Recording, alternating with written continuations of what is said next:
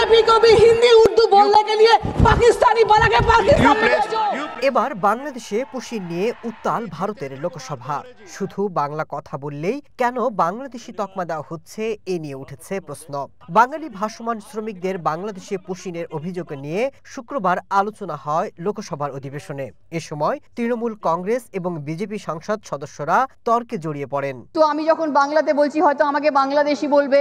শুক্রবার লোকসভায় পুশিন ইস্যুতে সরব হন পশ্চিমবঙ্গের বীরভূমের তৃণমূল সংসদ সদস্য শতাব্দী রায়। এ সময় বাংলা কথা বলা শ্রমিকদের বাংলাদেশে পাঠানো নিয়ে বক্তব্য দেন তিনি। শুরুতেই তিনি দাবি করেন, উড়িষ্যা থেকে সম্প্রতি এক ব্যক্তিকে বাংলাদেশে পুশিন করা হয়েছে। শতাব্দী বলেন, বাংলায় কথা বললে যদি বাঙালিদের বাংলাদেশে পাঠিয়ে দেওয়া হয় তবে হিন্দি কিংবা উর্দুতে কথা বলেন বিজেপি সাংসদরাও, তাদেরকেও পাকিস্তানে পাঠানো উচিত বলে মন্তব্য করলে উত্তপ্ত হয়ে ওঠে লোকসভা। বিজেপি কো ভি হিন্দি উর্দু বলনে কে লিয়ে পাকিস্তানি বনা কে পাকিস্তান। পরে স্পিকারের জন্য নির্দিষ্ট মাইকের সাহায্যে বক্তব্য দিতে থাকেন একসময়ের বাংলা সিনেমার নায়িকা মহুয়া মৈত্র। পরে অবশ্য আসনে ফিরে যান। ধন্যবাদ।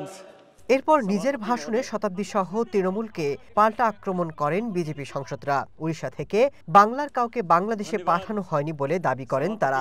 মুসলমান কো ফির সে अलग से रिजर्वेशन देने की बात हो रही है। Masud Rana, one international desk. आगे नहीं हुआ सर। 2011 में यूपीए की सरकार ने